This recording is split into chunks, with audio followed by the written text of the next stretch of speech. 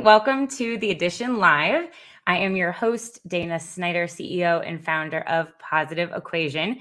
If we have not met before, at Positive Equation, we work to equip nonprofit leaders and marketers with the digital marketing tools and the knowledge necessary to attract new donors, love on the current ones, and raise more funds. So with that, today's episode is sponsored by Pledge. I am all about, as you can tell from the genesis of the conversation today, I'm all about new tech tools. And I have known Pledge for years now, since I first heard about PledgeLing. And then they went through the rebrand with Pledge when I was based in Los Angeles. And they are truly pioneers and innovators in this space. They recently created a partnership with Zoom and created the Pledge app. So now you can literally add a donate button right into Zoom. It's amazing. So your Zoom meeting can become a fundraiser for your organization. So if you're planning a virtual event this fall, this winter, and you want to add a donation feature and you want to use Zoom, Pledge is a really cool app to integrate into your Zoom meeting. And the best part is the app is free. So let's take a quick look. Introducing a donate button in Zoom, powered by Pledge. It's easy to get started within minutes. Click Create a Fundraiser. Pick a nonprofit from our database of over 2 million organizations. Set a goal. Share it in your Zoom. Then see your donations skyrocket. As a special thank you, donors will get an exclusive custom virtual background, making this a Zoom they will never forget. Join the global movement for good and start fundraising through your Zoom today with the Donations by Pledge app, now available in Zoom. Okay. I've said this multiple times, but I still can't get over the ability for you to change your background on Zoom after you donate is like the in-person raising your pledge card. I think it's such a fun way to get everyone excited and feel a little bit guilty if they don't donate. So kind of a sly move. I love it. But let's go into today's conversation. I have an incredible guest today, Mitch Stein, that I have been following on LinkedIn. I think you're kind of LinkedIn famous, Mitch, from all of his amazing posts. So get ready to drop your questions into the chat. Brief bio, because I want him to do a more full introduction. But he spent 7 years as an investment banker at Goldman Sachs before launching his tech startup for nonprofits, Pond, which you're going to see today. He is a board member for the LGBT Center of New York and leading fundraiser for Cycle for the Cause, the Northeast AIDS Ride. He graduated from Wharton School of Business, majoring in finance and accounting. And I am super stoked that he is with us today. So, hey, Mitch. Hey, everybody. Thanks for having me, Dana. Of course. Thanks so much for being here. So as we get going, everyone, please make sure, comment below with your questions. Let us know a little bit about your organization, where you work, what your role is maybe, and where you're tuning in from so that we can get to know you a little bit better as we go through the conversation. So, Mitch, I'm fascinated by your background. We chatted a little bit before we came on live, and all of this is very new with Ponds. So I would love to kind of like rewind a bit and know more about, as a fellow previous Manhattan girl from Wall Street to the nonprofit sector, can you talk us through your journey a bit? Yeah, of course. And when you first said you're fascinated with my background, I thought you meant like the background here, which is not a virtual background. This is a step and repeat from an event we had that now is the background of my little office space here. Perfect. There you go. But yeah, so I, as you mentioned, I sort of was on that track of going to business school for undergrad and working in investment banking, learning a ton, did a few different roles, but my heart was really in a lot of the work outside of work in the nonprofit world. And, I covered the technology space. I worked with software and internet companies, really big companies serving the for-profit world. And I just saw this big gap of how tools and technology was developed, sold, adopted, and really maximized in the for-profit world versus what I saw with my own organization I worked with and lots of others that I encountered. And that just sort of kept me up at night. And it really drove me to think about what I could do beyond this one organization I worked with. Is there something that we could build that could bring better solutions to everybody? And what is the problem? And there really was a light bulb moment I actually pitched a product internally at Goldman, like a nonprofit banking platform, saying like they could use better tech around their banking, better cash management. And we went through this whole internal competition that lasted months and got to pitch to our investment committee. And I got the best no ever because they were like, we love your idea, but we aren't going to fund it because we don't believe in the go-to-market. Not we don't believe in your go-to-market strategy, but we think it's too hard to sell something new and innovative to the nonprofit sector. And I was like, wow, that is such an important thing for me to hear because that is not a specific thing to that company. That means tons of companies that could be building and innovating to serve the sector don't.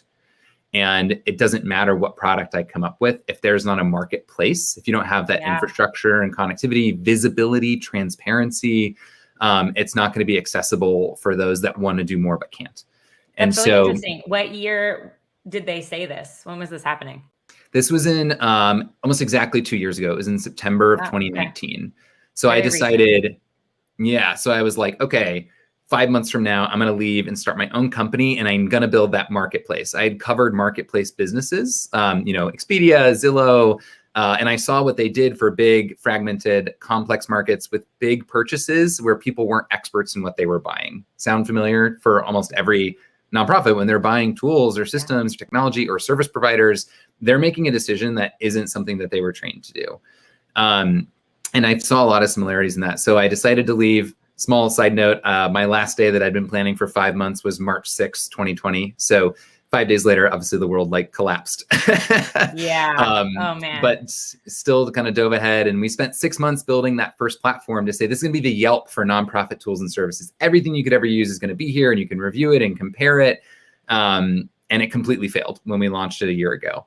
We could not get anyone to use it. And I think from that failure was really important genesis of how we got to what Pond is today, which was moving from me. And this is just a good founder lesson that I think most people have to learn firsthand, but moving from me saying, hey, I've got this great idea. Listen to my great idea, and saying, tell me about your experience, your life. What are your problems? I wasn't doing enough of that. And it forced me to, because I had to say, why wouldn't you use this? What's going on? And that was when I learned the really rich detail that for people telling me, I don't have any extra bandwidth to come hunt through your site. I don't have extra time. I'm stretched super thin. I don't know what I'm looking for. What am I supposed to look for? Right? I'm not an expert. We don't have extra money. Why would I be looking for something new to buy? And most importantly, I don't trust any of these people that want to sell me something. If you're trying to sell me something, I probably can't trust you. I've gotten burned in the past. And guess what? I'm getting bombarded by salespeople all the time. I'm getting cold calls, emails, LinkedIn messages constantly. I don't want to deal with that. So took all that in and had to think really creatively and started throwing out crazy ideas. We're like, okay, so what? We've got to pay these people and make it take no time and bring them stuff they don't know they need and do it in a trustworthy way. And it was like, oh wait, yeah, that is what we need to do. And we can, because vendors that serve the space spend a ton of money on marketing. You're a marketing expert, Dana. They're spending tons of dollars in all these channels, especially digital. And we're saying, well, could they just pay to talk to the person they want to talk to? And we help transfer the funds to that organization and pay them for their time and increase their ability to pay for the stuff they're looking for. So that was really the twist. And it really became, inverting the marketplace to say, what if vendors could shop for potential customers, but in a way that empowered the potential customer, being the nonprofit here? So it's anonymous to join Pond. You can list whatever your question is, where you are, details you want to share. Vendors are able to browse those and say who they want to talk to. You decide if you want to connect with them. And you get paid $100 anytime you do. Sorry if I jumped ahead, but it was a bit of a continuum there. No, that's amazing. And I can honestly say, so when we first spoke, I forget how long ago it was, I joined Pond because I also get pitched as a consultant by a ton of products. People see my blogs of top 5 virtual event platforms. Can you add me? Can you add me? Can you add me to your list?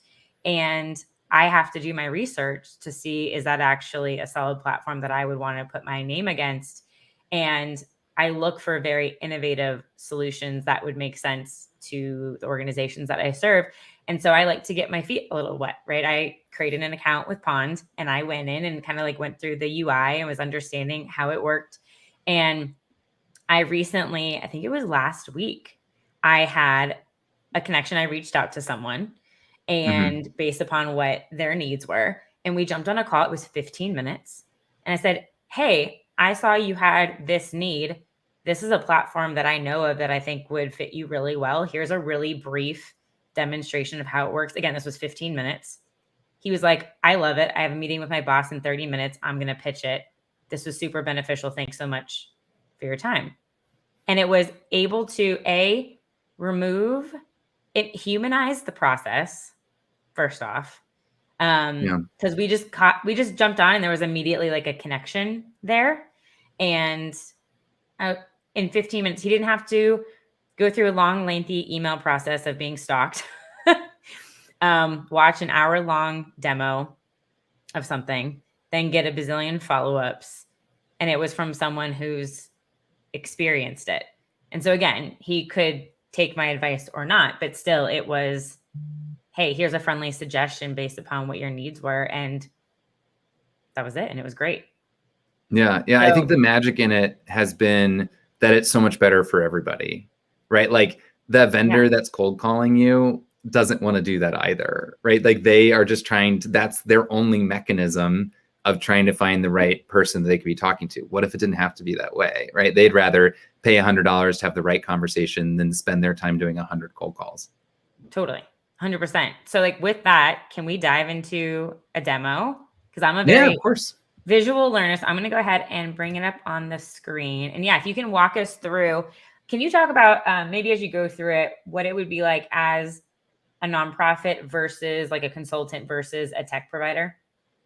Yeah, so it's set up to serve both audiences. So if you're a nonprofit, it's actually there's not a ton for you to do because we don't want to be taking a bunch of your time. So you go through the sign up process, and then you'll be listed here anonymously, but it will show your profile, some like basic stats on the type of organization, where it is in size, and your current tools.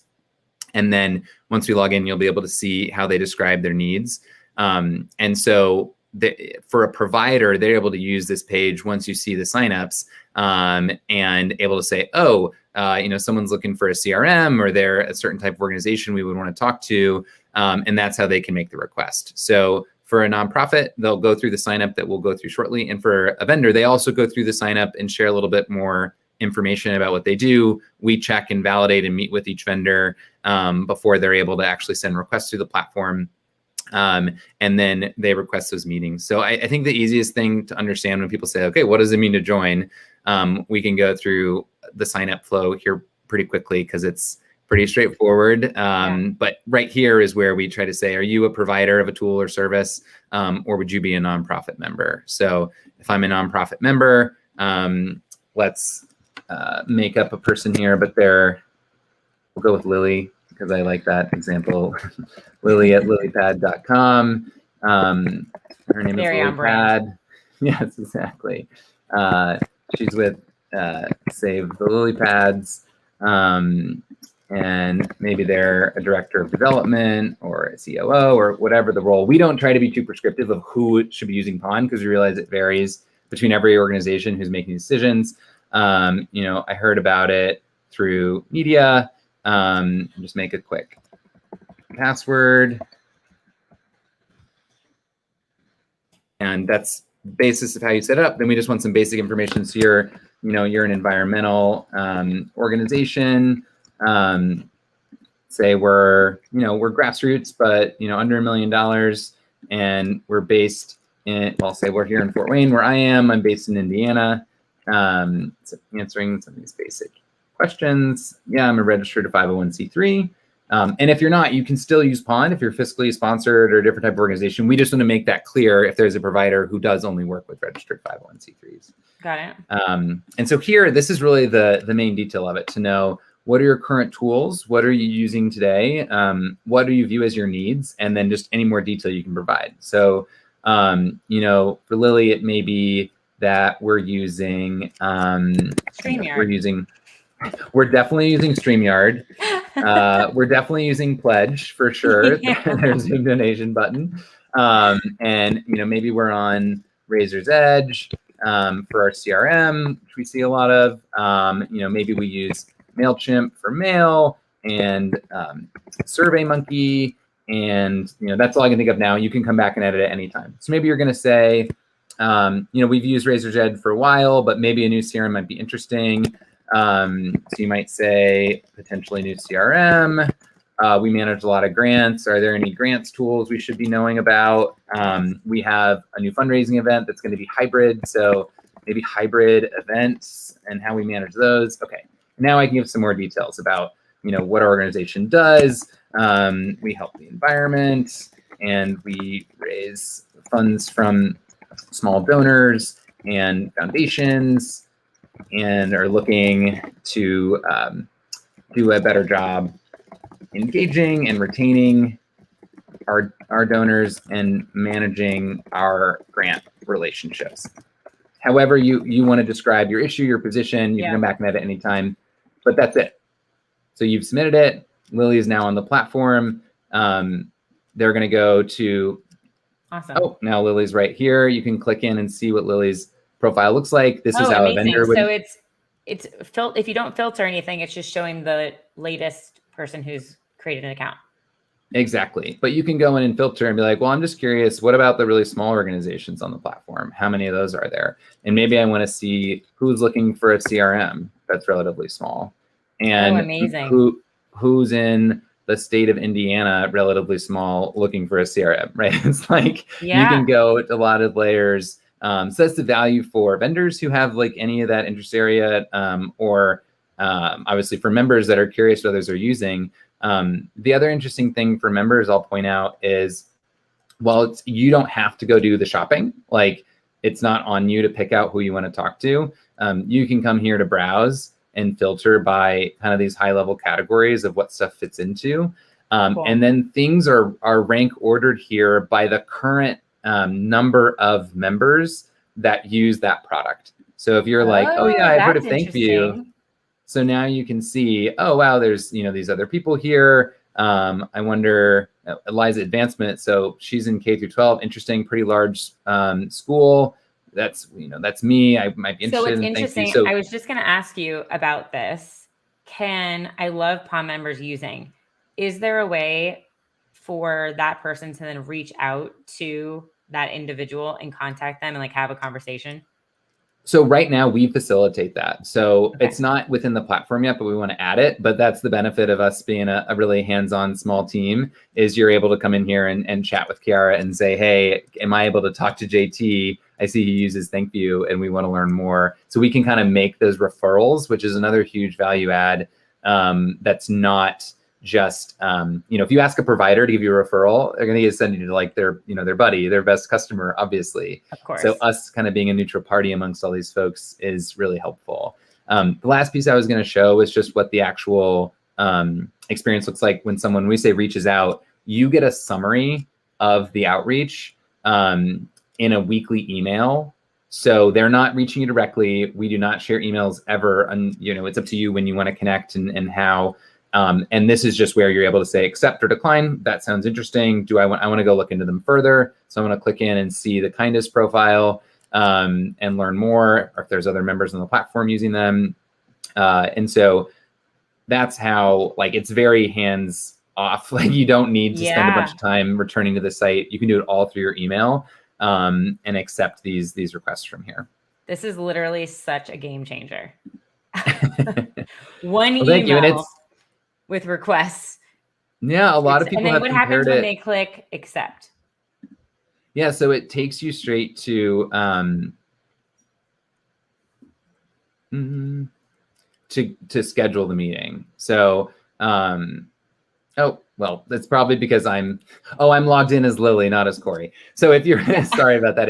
If you're logged in and it's your account, then you are just taken straight to their calendar link to pick a time to talk to them. So there's no like email back and forth. You just pick the time when you want to chat, and you show up at the meeting. Afterwards, you'll get a review for us to be like, hey, just want to make sure it was good, bad, really quick, sort of like an Uber or Airbnb. And then you'll be able to go back to your profile here, my account. Sorry, get out of here, Kiara. So yeah, and this is where I can edit If I want to change anything, I can add a photo. We see it for any member that adds a picture. It really greatly increases outreach because people are like, oh, they're serious. They're really looking. It kind of is a good signal for people. Come in here and edit. And you'll also see, this is where you see your balance go up as you start taking meetings and other ways we offer to add.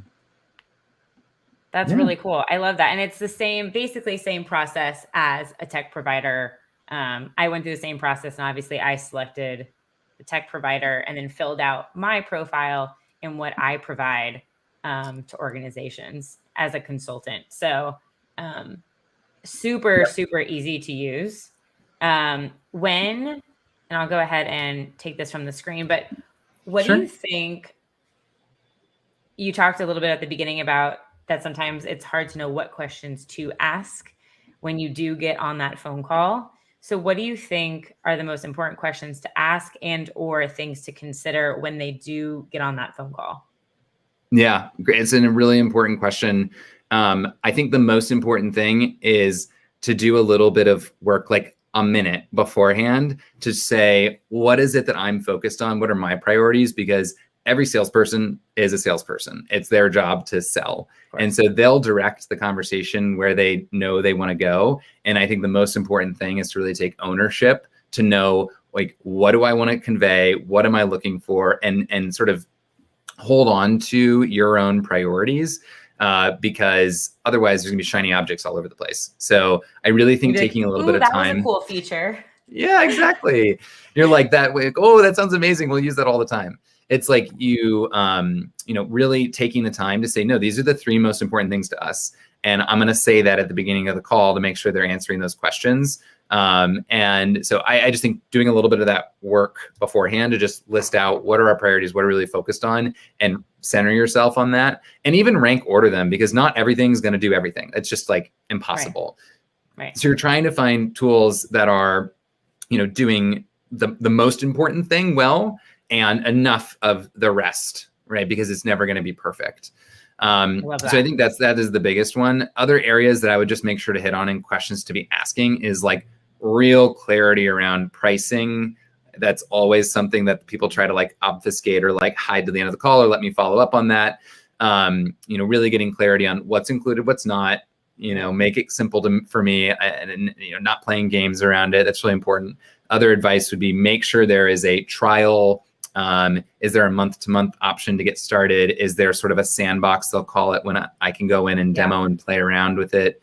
That's just a lesson. That's not even nonprofit specific. Us as a startup, there's been tons of times I've signed up for a 1-year contract for a new tool, and then 2 months later, we've sort of changed what we're doing and not using it anymore. It's just never sign an annual contract, especially if it's your first time using that kind of tool. You can always upgrade from the monthly once you've used it for a few months. But that little bit you spent was well worth it. Agreed. I love that. And then also I liked what you just showed. Did it show also the team behind the organization? For the providers? Yes.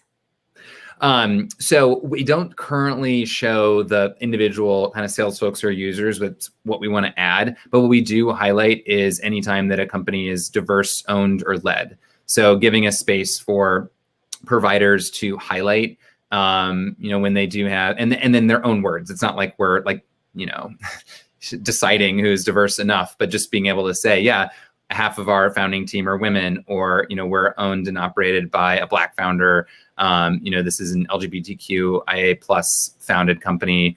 I think that's something important to just about every nonprofit, but there's not a lot of ways to actively bring that into your own vendor selection and purchase decisions. So I think it is a really good point. And I should have mentioned that earlier around questions, is like making sure they're mission aligned. And it's not a gotcha question, or, if it's owned by a white man, you can't use it. I mean, it's not so black and white, but I think making sure that's part of the decision making. Did we check if there are some other options that maybe are diverse, owned, and led, and that tech, it is possible to do that, because there are firms, both from the tools and consultant side, to be using, and it is something I really like about Pond when I talked about marketplaces bringing things centrally. So there's more transparency and access that level of information, you're allowed, it makes it possible to align intention with action without it being too onerous, right? And so that's huge. Yeah. Yeah. And it's something I think a lot more people are considering now in making decisions, especially purchasing decisions. Yeah. And I think a lot of it is just how much extra work is it? We talked about the barriers, nonprofits, time, money, expertise, trust, all these things. And if it's going to be an extra month to go out and find other options and meet with them, and, you know, if you've got to move quickly, you don't have the funds you need this fast, some of that stuff falls by the wayside despite the best intentions. And I think tools and systems that make that more transparent and accessible are a really great way to help people's actions line up to their intentions a bit better on this front. Absolutely. Well, Kelly says it looks fantastic. So Kelly, we love it. We'll hope you go check it out. I love that. And so I have another question for you on the tech platform front. Yeah. Are there any that you're seeing that you're really interested in right now, as maybe new tech platforms are interested in Pond, or just interesting things as being a tech startup in the space that you're kind of maybe looking to as peers in the space that are doing something really smart in the sector?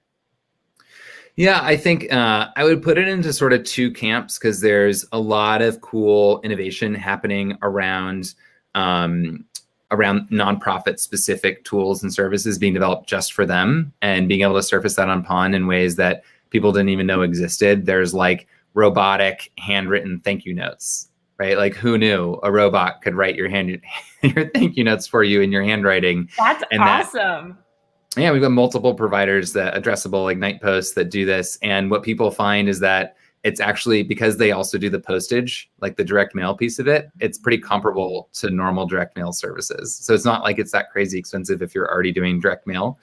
So that's been really fun for people to discover that. There's also a lot of really cool ways to incorporate video. ThankView, Grativid, KindCatch are all on the platform. And a lot of really interesting stuff being done there that's merging video, which is such an amazing digital marketing tool and engagement and way to surface and do your storytelling. But there's like a bit of a distribution issue with video. Like, how do you make sure it's getting to the right people, and even in a personalized way? And the way that those companies are opening that up to a much broader set of nonprofits is really cool. Even in the fundraising realm, there's a lot of like incorporating fundraising into more passive or unexpected ways. I mean, Pledge and a Zoom app is a great example, different roundup tools and things that you can just sort of add to your tool belt of added revenue streams. I think that's really exciting. There's another big bucket that I hope to bring to bear more and more to the sector, which is just the broader world of business tools and like 100%. Just technology, because nonprofits are businesses, they're organizations. You're running a business. Preach. And I don't mean that. A lot of people invoke that in like you should act more like a business. That's not what I'm saying. I think nonprofits have a ton of value that more businesses should learn from. And there's like definitely some in the reverse. But I just mean that from like it's not, tech isn't just fundraising or donor management. It's like, how are you managing your team and your HR function and all, how you're managing your programs. And so we're seeing more and more vendors come to us wanting to participate in Pond because they want to serve more nonprofits, but that go-to-market's been so challenging in the past. So companies like Asana joined the platform, and it's a really helpful workflow management, kind of project management, adaptable, flexible platform. And they've got a lot of other competitors that we want to bring in. Platforms that can be used for any business, any organization. Yes, and I really look forward to highlighting that more and more. How I even think about tools that folks in sales use that could be more beneficial for nonprofits, like even LinkedIn Sales Navigator. How many nonprofits are using that to find donors and strike up conversations, in a space where you could be also making corporate partnership connections? I would just, there's so much crossover that it's really exciting for me to think about how we can clarify how things can be used, give that like trust that other people are doing it because you can see others in the community engaging with it, and just break down those barriers. And which one of the big ones is funding and how we can actually help people pay for this stuff that seems out of reach today. I love it. That's amazing. So I want everyone to go check out Pond, whether you're a consultant, whether you're a nonprofit, whether you're a tech provider, because I love all of the above. What is the best way for people to get involved? Yeah, of course. So I mean, the sign up flow we just walked through, as you can see, takes about 3 minutes, 2 minutes, Yeah. depending on how loquacious you want to be in your descriptions. And so for put the link nonprofit, in the comments right now. amazing. Yes. Joinpond.com. And vendors, can freely sign up. We do on the vendor side, we do ask to meet with folks that we haven't met with before, just to make sure we know about what they do and learn about the platform and inform them about Pond and do some of that checking before they have access to the members.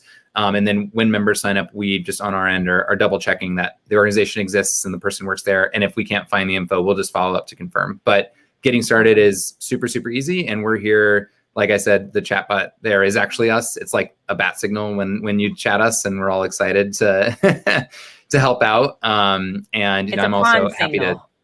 Yes, yeah. The metaphors are endless. But I'm personally happy to chat with anyone. My email, if you want to drop it in the chat too, Dana, is mitch@joinpond.com. And I'd love to connect with anyone who wants to learn more. And we hope we see you around the pond. Yeah. And you just launched a podcast. Can you we did. share a little bit about what you kind of talk about at the kids table? Yeah. I love that name. Thank you. Yeah, the podcast is called The Kids Table. We really love the name too, because it just, for the right audience, it hits, like it slaps. You're like, yeah, I've been at the kids table. I know the feeling. And our whole goal of it is to highlight nonprofit leaders and the real human element of what they're doing and the story behind it. It's not just a Shark Tank style, tell us about your mission, kind of putting you on the spot. I find that to be kind of dehumanizing in a lot of the ways nonprofit leaders are presented publicly. And just the conversations are so enlightening, empowering. It's so raw and vulnerable. We do them in person. We do them like clustered by geography. Wow. So our first season has been all in Fort Wayne, Indiana. 2 weeks from now, I'm actually going to New York and recording a season there with nonprofit leaders. So the goal is to kind of take it city to city and bring up some of the local impact narrative and important topics that are there. That's amazing. I love that. I was just talking to the reason that I started my company is because I read a book by Afdel Aziz called Good is the New Cool, if you're familiar. Okay. And love that. He said when he first he's on his second book now. And in the second book, he recorded all of his interviews. He called them field recordings. So he was like in the office of Patagonia or in the office of the Lady Gaga Foundation. And he recorded them so that he could have them as podcast interviews, but also as research and insights for the book. And so I know everything's been so digital and people have been spaced out because of COVID, but I love when everything can be in person. I had to do an interview earlier today, and although you can see them on the screen, it's so much more impactful when you have that in-person dialogue. There's just nothing like it. Yeah, I mean, it's a tough decision we even made internally. We started doing them in person because it's here where we're based in Indiana, and wanted to test it out. I think we were like, well, we want to do it with more people and could do it faster if we started doing some over Zoom. And we're like, yeah, but people are telling us about how they've gone through grief, how they've gone through addiction. Like being in person to talk about that is just, you can tell in wanting to get to that human story. If you're not doing it in person, it's really hard to get that empathy and comfort and trust. And so it's been really powerful. I'm excited about it. I love it. Well, Mitch, thank you so much for your time today, taking the leap of faith and making the risk and all the things that comes with being a founder of a new tech startup and just a founder, period. And I'm really excited and thankful for something like this to be in service for the nonprofit community. So thank you and your team. Everyone who isn't directly on the screen right now, please give them a big high five and shout out and let them know that they are appreciated. And I hope everyone goes to check out Pond and let me know if there's ever anything that I can do to help support you in your mission too. Thank you. So right back at you, Dana. I appreciate you giving us some time on this platform and love what you're doing. And digital marketing has to be one of the single biggest needs for most organizations. So we can't have enough of the work that you're doing. So I really appreciate it. Thank you. You rock. Have a great Great. rest of your Wednesday, and I'll catch up with you soon. Yes. Sounds great. Great to see you again. Thanks, Good to see everybody. you too. Oh, how awesome is Mitch? Please go check out Pond. Go check out the kids table. If you enjoyed today's conversation, subscribe. If you're on YouTube, this is live streaming on YouTube, Facebook, and LinkedIn. So if you enjoyed it, give a little heart emoji, put a comment in the chat. If there's someone else that you would love, either someone else that you'd love to hear from or a certain topic, please just drop a note in the comments and I will do my best to ping them on LinkedIn or find them on Pond and get them to come on. Again, I have a big announcement coming up next week and has to do with my friend Mallory Erickson. So I'm going to put a link if you are not currently on my email list, but you want to be, to hear more about when the Edition Live comes out, information about workshops, trainings, social media goodness. Make sure to click the link in the comments. It's a bit.ly link with / your fave email. Check that out because there's an exciting announcement coming up next week. And with that, thank you again for tuning in today. It's so great to hang out with everybody for a bit on Wednesdays and hope you have a great rest of the week. See ya.